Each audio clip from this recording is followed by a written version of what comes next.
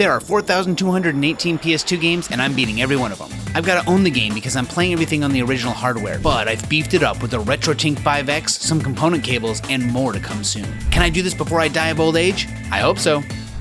Triggerman was developed by Point of View and released in the US of September of 2004. The game received very low scores for all consoles and has very little info about it online. Can I beat this bargain bin game?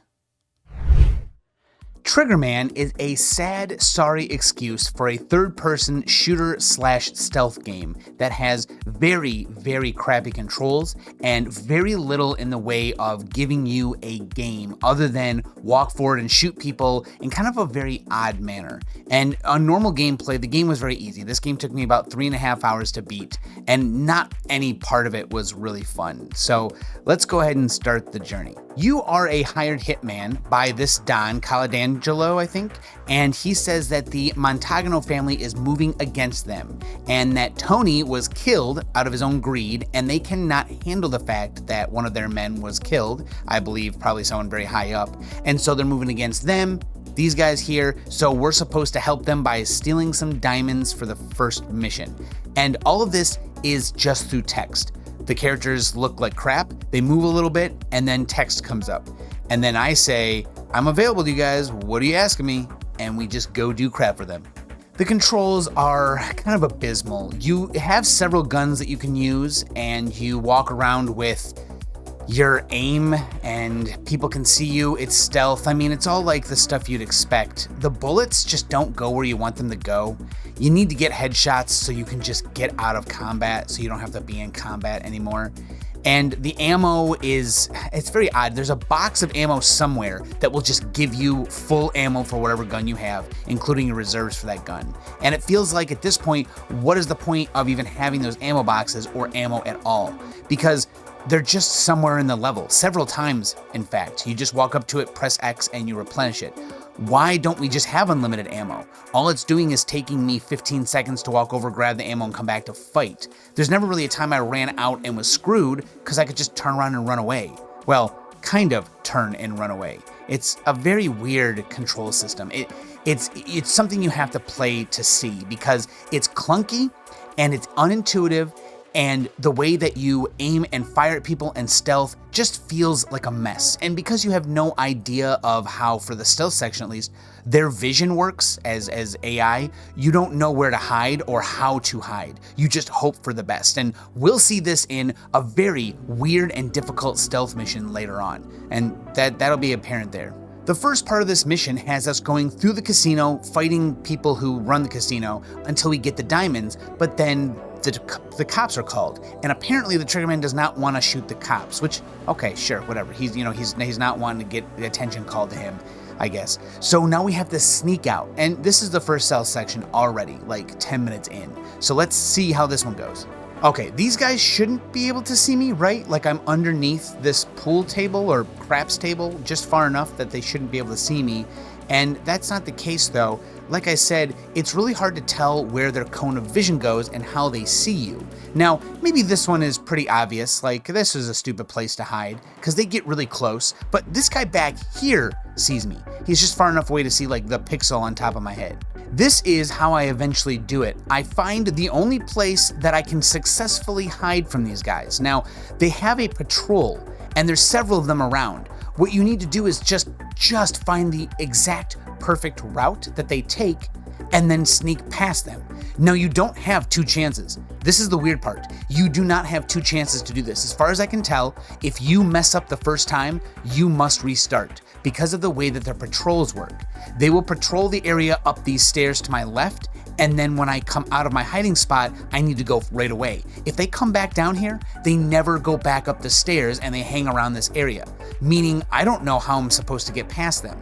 I haven't actually learned the extent of what it takes to hide from people yet, and I'll learn that in a later mission, but this one at least is mercifully easy comparatively. Okay, so now that we've got the diamonds, apparently we're supposed to go talk to the Montagano family head, the Don for them, and if the old man won't listen to reason, just kill him. So you're not supposed to be seen, you're supposed to talk to this guy and hopefully convince him to stop this charade. We start on the roof where we can use a sniper rifle or just as easy the pistol and get a headshot as long as the game allows me to get the headshot. You can see a little blue line on that guy. He has some armor, which is helpful for him if I had a weapon I wasn't shooting him in the face with. If I was shooting him in the chest, sure, but right now I'm shooting him in the head because it's the easiest thing to do. Once you're done with this, you can drop down, although it's very specific. You can't just jump off the side of the roof. You've got to follow specific sets of pathways, and once you get through those pathways, it'll let you through the mansion. If you could imagine, the Don of this place does not understand what I'm saying, so we get behind this very, very flimsy couch in hopes that no one shoots me. I take out a sniper rifle eventually and shoot him in the head from behind, because it's kind of hard to hit them. See my health on the left there? There's a little red and green bar. The green is my health and the red is like missing health, so I've got to be a little careful. But people come in through the door behind me as well. The AI is just dumb here. Like, I don't understand what they're doing this stuff. I didn't even know anyone came through the door until they started shooting me finally. Escaping is easy, I guess. It's just, this game sucks, man. This game sucks. So after this, the granddaughter of the guy we killed takes up over where he left off because he's dead and they needed someone to head the family, so she's like, I'm gonna do it. Now our guy is kind of mad that things are still going out of hand, so we've got to go take care of this guy named Harry, make sure his helicopter doesn't take off, although it doesn't really tell me why. I think he's just part of the family, I don't know. But then this other guy, part of the gang, says, hey, boss, you can't do this, the other families will be upset. And he goes, screw them, and that's it, and then we go do the mission. I make my way through this office building, and it's pretty clear you can see where people are gonna be at on the little mini map down there, which is cool. I'm glad that you can see that, but it makes the game very simple. You know what I mean? Like, as long as you're close enough, you'll see those little dots on the mini map. You'll know when they're moving, what they're doing kind of, and even their status. Like, do they know you're there? Do they suspect you're there? Do they have any idea at all? No, it's very simple to see, so you always know what you're coming up against, at least the majority of the game. Sometimes they don't show up, but it's just too easy. Like, I don't know why they made it so simple like this. Yeah, you don't even have to spot them. They'll just be there already. Once I get to the helicopter, I have to place some C4 on it to blow it up. Of course, that's what we're supposed to do. The guys up here are stationed in some kind of awkward spots, and they can see you pretty easily, whereas you have a harder time because there's a door in your way. But yet again, here we are with all of this free ammo, so we don't have to worry about ever running out, and really not sure why there's even ammo in the game. Well, after the mission, we find out that there's a mole in the family, so we've got to figure out who it is because they're telling everyone on the Montagno side what's going on, which I guess is fine. I mean, we're killing people just like he wanted. I mean, we literally killed the Don a little bit ago, so I don't think we're having that much of a problem, but whatever, that's fine. He wants us to do some more crap for him. We have to escort the Don down to a meeting with the new member of the family, the granddaughter who has taken over, and he wants to talk to her, which didn't sound like it went well last time. I mean, I had to kill her grandfather, and he wants to now talk to her? She sounds unhinged as well. All these people sound unhinged. I mean, this guy is unhinged. I don't know what they're expecting. So let's go down through these weird little tunnels and subways to go talk to her and then probably fight her. Yeah, it didn't go well, so we had to escape. Now we found out that another person has a cell phone that has talked to the mole in our family. We've got to track him down and get the cell phone from him. And this part sucks, dude. I hated this part. You've got to go through this little train yard area, and around each corner there are guys everywhere, and as you can see, shooting their armor does not help. Shooting them in the head is an instant kill. So you want to be shooting people in the head because this part, the ammo does matter a little bit. You see, when the ammo boxes are spread out, it's cool because you can just go grab it whenever you want, but when this guy starts following us, it changes things completely. Most enemies can be killed in a couple shots and aren't that strong. I'm able to, take care of them pretty easily by hiding or just shooting them in the head. But this guy is like a mini boss, is a boss, and so his shotgun is extremely strong, and I can't just take the hits from him. So I've got to really watch what I have for ammo when I come up to him, so I have enough to fight him because I can't back up. See, when you find him, he doesn't just fight you, he also runs. Here is my successful attempt at the boss fight. Now, for some reason, sometimes he just doesn't come out of his little building until you go over and shoot him once, and then once he does, he tries to escape by running directly into you. You need to have some really good aim, pop up and hit him in the head to stagger him, and if he shoots you with the shotgun a couple times, you are dead. So you've got to be really careful. It's very easy with how bad the aim in this game is, how bad the controls are, and like, look at this. I can't catch up to this guy. I've got to pick up health to make it to him, and he's low on health, but he is constantly chugging for the door. He never stops, and you have to try and catch him, and guys will pop up behind him too, which really sucks because then it makes it hard to get to him. This guy is just difficult simply because he runs like a lunatic and can kill you in a couple shots. So I finally am able to get him by just shooting him from far enough away his shotgun can't just kill me in one shot. Once that guy is gone, we must actually get the mole now, who is apparently hiding out in the wine cellar of this Italian restaurant. Now this first part's pretty simple, we just gotta get into the restaurant and locate the wine cellar to kill him. Once we whack all the guys down here, the police are called, and now we have to sneak out of the restaurant, which is the difficult part. And this is how I will show you. I'll show you the exact way I did it and explain how it was difficult. Once this part of the mission starts, you can fail it and come right back here because it's difficult. Now, what you need to do is, these police officers are patrolling the restaurant in very specific areas in ways that I don't think you can get past normally. I don't know if you can. So my strategy was to fire my gun when they were all far enough in the restaurant they could hear it, and I fire it back where I spawn. That way they come back in confusion, because there is a spot that they will run past, the bathrooms. And if I can fire my gun, get them all to pay attention, and then run to the bathrooms quick enough, they will pass the bathrooms and maybe give me a chance.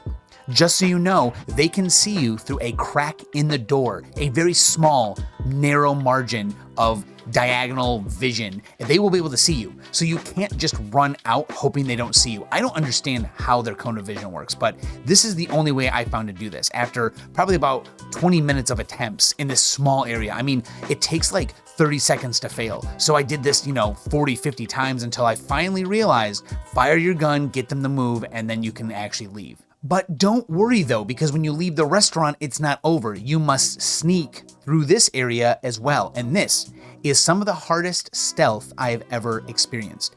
Watch this. As it starts, the officer begins walking backwards. You think, oh, I just hide in this corner. Nope, apparently they see you. I mean, 2 seconds in. The only way to get away from him is to immediately, after the cutscene ends, start moving towards an alleyway, and you need to move quickly. You have to crouch to stealth properly, but you have to move immediately. Here is a successful attempt at this very first area after 30 minutes, I shit you not, of trying to figure this out. You must crouch and immediately move this direction. There's a cop here. You cannot hide anywhere though, because he will not do this again. You must watch his head swivel to the left, and then you must move through this gate. This is it. That was it. There's nothing else to that section over there. It took me 30 minutes to finally figure out the only way to get past them without being seen. And it's the same here. Their cone of vision follows where their actual character's head swivels, so you must watch where they're looking so that you can sneak past them. It is difficult because you can't see it on the minimap, something that you're used to in games like, a small little indie game called Metal Gear Solid. It's so ridiculous that this game doesn't provide that for you, because there's no way to figure it out otherwise except through extreme trial and error and just brute forcing. This next mission has us getting on a ship, destroying a bunch of cargo, and trying to kill everyone except one person. At the beginning of the mission, you are stuck with a sniper rifle standing still, and you must kill everyone in this area until it is safe. And it's difficult, because if they spot you, they can kill you in about 3 shots. That means with about 15 dudes you must kill, you have to memorize their positions, move the sniper right to where they are, and if you get shot 3 times, you're about done. So if you start the mission with someone shooting at you, you might as well restart. You have to be lucky and hope that they don't see you as the mission begins. And that's absolutely possible. If they see you, you're done, man. You've got to shoot them so fast. And the controls in this game are so bad, man. I sneak around the ship after I get past the sniper part, luckily saving me at a spot that I can come back to. Thank God for checkpoints in this game, man, seriously. Once you get down here, it's really not that hard. Just, sneak up on the dudes and shoot them in the head. I am now at the last mission. After I do that on the ship, I come here to kill the granddaughter who took over for the family. That's it. You're back at this stage again, and there's tons of dudes everywhere. The first thing I've got to do is clear out these cars, and there is a grenade launcher. However, I save it so that I can shoot the granddaughter like once or twice just to destroy her quickly. Once you once you destroy the cars, she comes at you with this flamethrower. Just get the grenade launcher and pop her a couple times, and the game's over. That's right, that's it. Trigger Man is successful in his trigger like job. I don't know, but she can kill you very quick. And that's it for this game. It's over. I can't believe it took 3.5 hours. It should have taken about 2.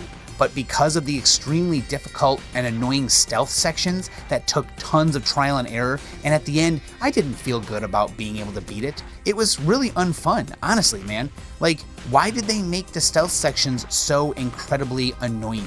It just doesn't make sense to me. So, once this game is over, I will never play it again. I do not recommend this game. I think I gave this game an F on the tier list. It's just so uninspired, unfun, and boring.